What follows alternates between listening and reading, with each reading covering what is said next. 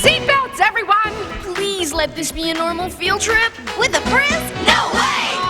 Cruising on down Main Street, you're relaxed and feeling good.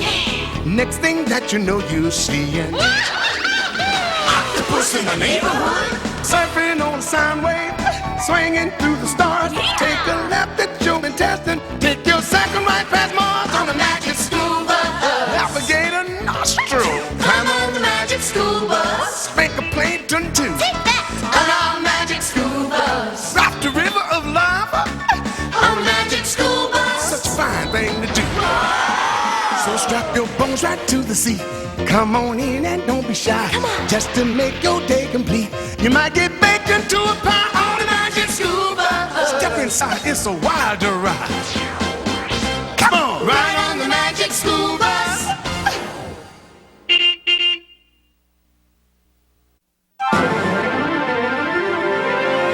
Live from Walkerville Civic Arena in beautiful downtown Walkerville, it's the 10th annual International Show and Tell competition. Watch as youngsters from every nation in the world match wits and knowledge for the grand prize, the Stanley Cup of Show and Telldom. The I Showed It to You and Told You All About It Cup. Are you ready, DA? Of course I'm ready. I've researched this topic up and down. When Arnold shows up with this rare prize pumice collection, I'll tell about it in a way that'll knock the judges' loafers off. Speaking of Arnold, where is he? The show's about to start. This year, several gabillion new viewers have joined us via satellite, making today's event the most watched show and tell extravaganza in history. Are you ready out there? Ready! Then let's get rolling. First up from East Lothian, Scotland, Tom and Ella. Let's give them a warm Walkerville welcome. If Arnold doesn't get here soon, we'll be disqualified. I made it! You guys are going to thank me for life. What do you mean? And where's your rock collection? At home. Don't worry. The contest is in the bag. This bag.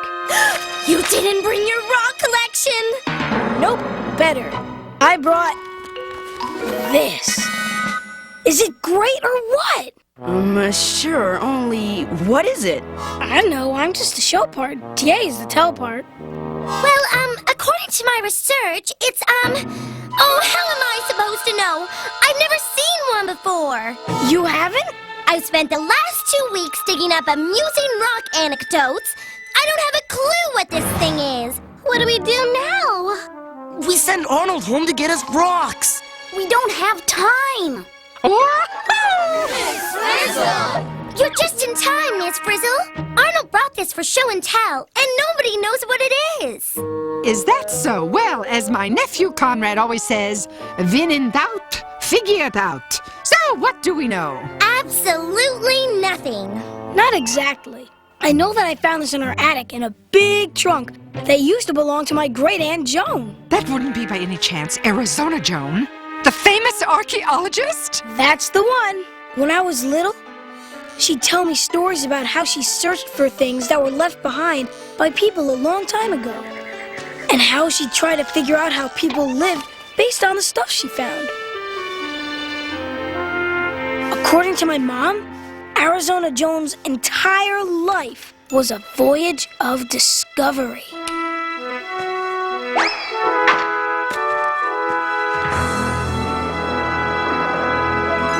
So, did she ever tell you what this is? Was? I don't think she ever figured it out. All she left was a trunk full of stuff and this journal about her adventures. Let me see that, Arnold. Maybe there are some clues in here. Absolutely, Dorothy Ann. Because when you think like an archaeologist, clues are news. To the bus! Wait, if you're talking about a field trip, we can't go now. What about the show? We're about to go on. Arnold, there is no show unless I can tell everybody what your Aunt Joan found. To the bus! And hurry! Hold down the fort, Arnold. We'll be right back. Here, Arnold, this two-way show and television will show you where we are and tell you what we're doing. See you soon. Maybe my rock shouldn't have stayed home today. So, how do we figure out what this thing is if the people who use it aren't around to tell us? Archaeologists call something like this an artifact. So an artifact is anything made by people who lived a long time ago? Oh, exactly, Tim. An artifact gives us clues as to how those people live their lives. Well, someone made that thing for a reason, right? And once we figure out that reason, we'll know what it is. So what are we supposed to do? Guess? You got it, Ralphie. That's what scientists do. They put clues together and make a guess. And they call that guess a hypothesis. Hypothesis. Then let me put a few clues together. It's made of wood, and it's pretty strong. Could be some sort of a shield. Maybe a war thing. Sounds like a hypothesis to me, Ralphie. I don't know. I think it looks more like a net. Another hypothesis. Okay. So we have 2 good guesses. Now what do we do? Stand back!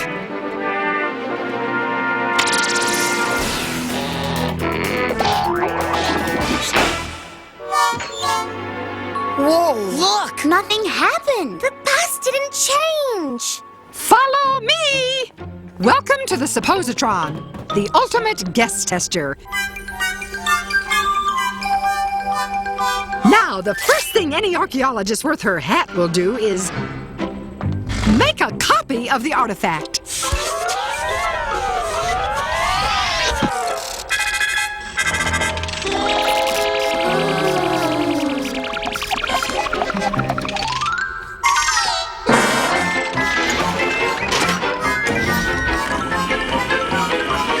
This one we test, while the original goes back to Arnold so he can keep it safe.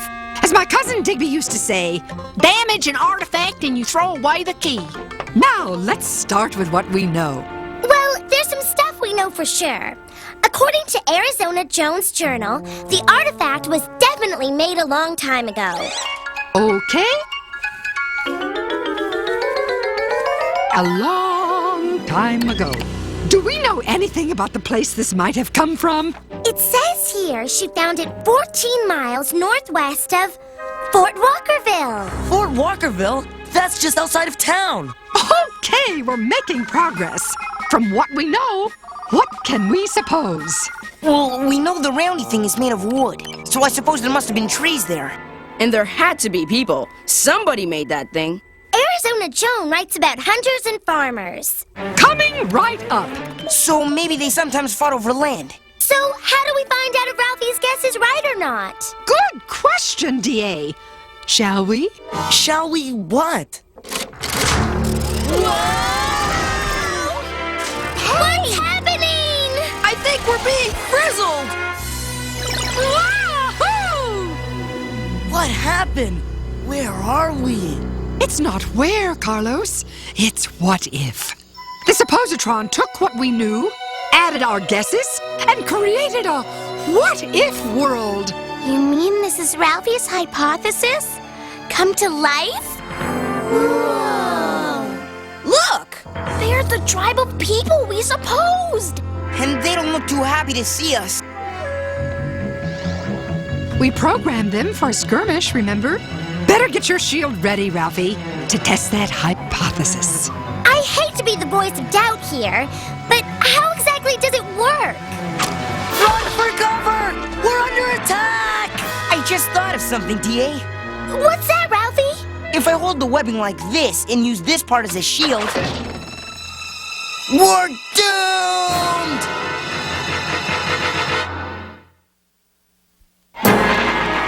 Hey, folks, and welcome back. Wow, what a contest! And what amazing contenders for this year's Show and Tell title. Where are those guys? Liz, what are you doing? This is a genuine historical artifact, not a toy. Let's get out of here! Run! Man, that was close. After rigorous testing of Ralphie's hypothesis, we've decided this hoop probably wasn't a war thing after all. And if it was, I bet you the guy who made it only lived to use it once. Attention, class! Come in, class! You guys know what time it is? We go on stage any minute now! We're working on it, but we can tell you it's not a war thing. Hey, Era said that Joan wrote something in here about finding evidence of bark canoes near where she found the help. Hey, wait a minute. Canoes mean water, and water means fish. Look at this webbing. It's just made for grabbing and scooping things. I guessed it was a net, so now I say it's a fish net. A catchy supposition, Tim. Let's test that hypothesis. Come on, class! Let's make a splash! Let's go!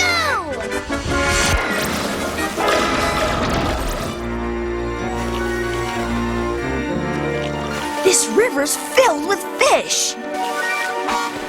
Too bad you can't catch one. Patience, Wanda. Fishing is an art. So is tightrope walking, but we don't have time to learn it. We need to know what the thing is now. I don't get it. The big fish just avoid the hoop, and the little ones swim right through the webbing. I'm starting to think this wasn't a fishing net. Oh, look, class, rapids.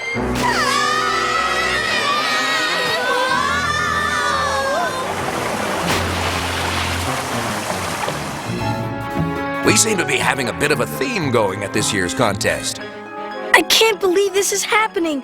I go on in 10 minutes, and they're out fishing. Hey, quit playing. This is serious business.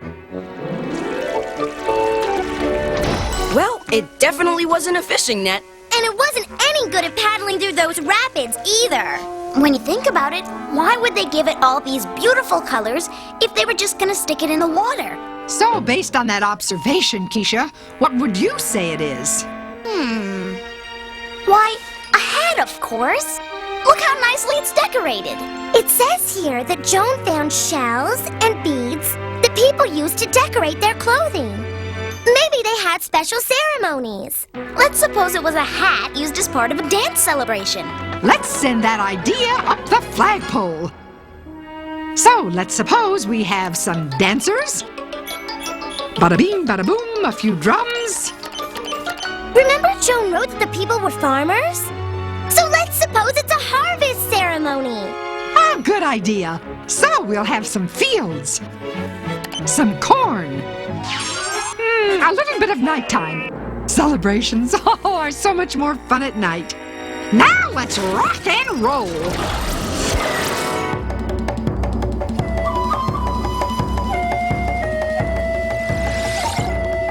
Doesn't that music just make you want to dance? Whoops! Does anyone have some tape? I don't think they had tape back then, Keisha. Weird. There's no way to keep this hat on. No bands, no ties, no straps. You're right. And there are no marks on the rim to show where they could have been. Looks like my hypothesis is history, Ms. Frizzle. Maybe so, Keisha. But I bet my bottom buttons there are more hypotheses where that one came from. Wow, what a show, folks, what a show. And if you thought that last challenger was something, get a load of these kids. Come on, you guys. I'm getting mad. Can't you just pick up a pumpkin and get back here? That's it, Liz. If I catch you playing with this priceless artifact one more time, it's no chocolate-covered ants for a week. Now, what the heck is this thing? You're on in 5, kid. I know. Okay, so far we only know what it's not. It's not a shield, not a fishing net, and not a hat. Too bad we don't have any more clues. Arnold! Come in, Arnold! DA, what's taking you so long? Is there anything else you can tell us? We need more info before we can come up with another hypothesis. I told you all I know. What about the bag? Was there anything else in there? Sure, lots of stuff. My baby pictures, my booties, my chewed-up pacifier. Hey, wait a second. There's these arrows. Where'd you get those? They were in the bag with the hoop. You'd think arrows would mean it was a war thing, but we already proved it isn't. The ends of the arrows aren't very sharp. And look, they're decorated just like the hoop, which means they must go together. But how? Think, DA. Theorize. Guesstimate. suppose. Let's see. Arrows passing through the hoop. Miss Frizzle, I need one of those arrows. I have a hypothesis to test. Please, oh please get back in time. Please, oh please don't make me go on by myself. DA! Oh, what a relief. Thanks, Arnold.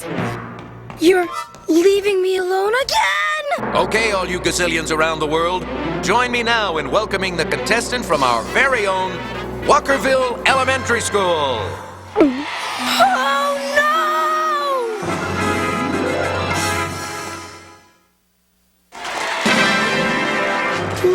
Please, oh please let this be a dream. Please let this be a dream. Once again, our contestants from Walkerville Elementary. Hello? Anybody here from Walkerville Elementary? Go for it, son. Thanks.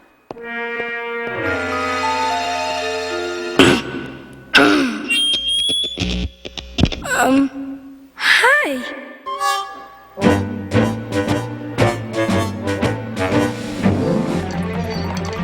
Okay, now we need a whole bunch of those people we made up. A crowd of them. Yes. Now let's suppose there's a great big clearing. Way to go, Miss Frizzle! Come on, guys! Let's test this baby! Wahoo! Live from what will someday be Walkerville Civic Arena, the annual international and very important Hoops and Arrows competition. What are you talking about? Don't you guys get it? Look at the edges of this hoop. It's kind of beat up and worn. Kind of like it's been rolling on the ground, right? Now look how the arrows in the hoop have the same colors. In the same order. Yeah, you're right. So what do you have in your house that's round, different colors, and goes with something pointy? We have this round portrait of my Uncle Ed, and his head's kind of pointy and... A dartboard! Round, bright colors, and you throw darts at it to score points. Exactly. And what's an arrow but another kind of dart? So maybe this is a game, and maybe you have to get the arrow through the holes. Makes sense to me. I mean, people long ago needed to have fun too, just like us. All right, let's play Hoops and Arrows. This is an artifact. Something left over from a long time ago. And from objects like this, we can figure out how people used to live their lives. If you know how to read the clues. Imagine, hundreds of years ago, that you're a noble warrior, defending your family and friends against bitter enemies. You're willing to risk your life for your loved ones and your people. And this protective mask, this... Well, it would actually be kind of useless, wouldn't it? Because the arrows could go right through the holes and into your... never mind. Instead, imagine you're paddling along a crystal river, carefully watching the rich bounty swimming under your canoe. You sweep the water, gently, confidently.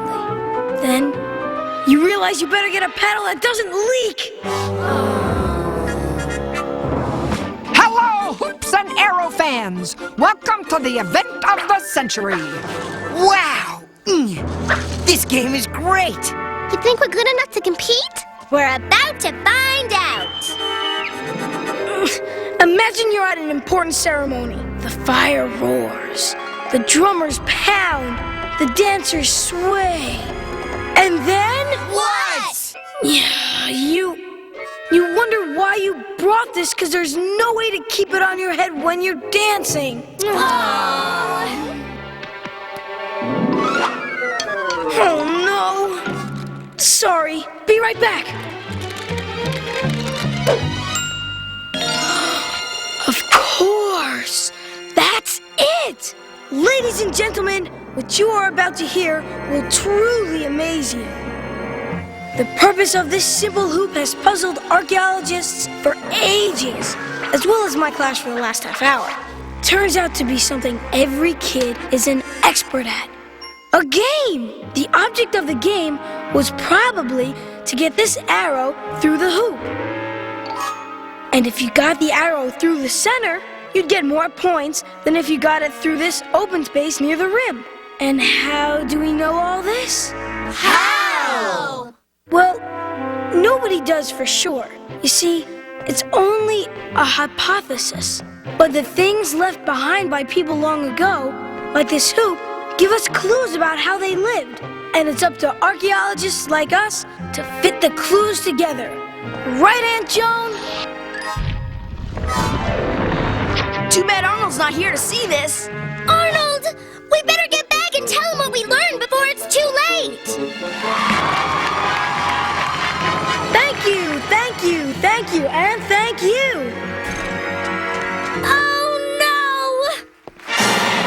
Oh, yes! I'm proud to present to you the most coveted prize of this competition, the official best performance by a team who originally didn't look like they knew what they were doing, but somehow came through at the last second award. I just want to say that this award doesn't belong to me alone. It belongs to all my classmates at Walker Elementary. Hey, you're back! You guys, we won! Arnold, how did you figure out what that was without us? Well, you told me what it wasn't, and I always knew what it was. A prize winner.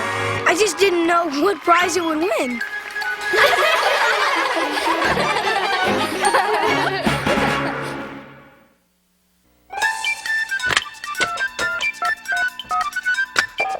Is this the magic school bus? Is this the magic school bus? Magic school bus? Magic the magic school bus? I mean, magic school bus? Magic school bus? Magic school bus? Magic school bus? I want the magic school bus! I want the magic school bus! Magic School Bus. Producer here. Hi. I just saw your show on archaeology, and I gotta tell you, the kids were pretty clueless about the rolling hoop. I guessed it right away. You did? Well, you must be smart. We thought the hoop thingy was pretty clever, but I suppose you can't fool everybody. That's true. But tell me something. Are all archaeologists great adventurers like Arizona Joan? Archaeologists go to a lot of exciting places, but once they get there, they have lots of work to do. Digging just one artifact out of the ground can take days or even weeks. That's because they have to be very careful to label every little thing so they know exactly which part of the dig it came from. Too bad real archaeologists can't have something like that suppositron. Well, actually, archaeologists think the way the suppositron works. They can look at the area where the artifact was found and suppose what people had to do to live there. Or they might find a painting or sculpture or writings that show how the people who lived there looked or worked. They use all sorts of clues to form a picture of how old something is or how it was used and why. I think finding artifacts and learning about how people lived long ago was really cool. Can I do some digging too? Better not. Until you're an archaeologist. When people just dig something up, all the information about where things were found and what they were found with is lost forever. So if you do find something that may be old, stop. Don't dig. Find an archaeologist and tell her. That way we'll all learn more about the past. Thanks for the tip. By the way, I dig your show. See ya. Cute kid. You know, I love what I do. Hey, Liz, you find anything? Well, what do you know, Liz? That's amazing. Hey, that's mine! My brother buried it as a joke. Thanks for finding it. Vroom!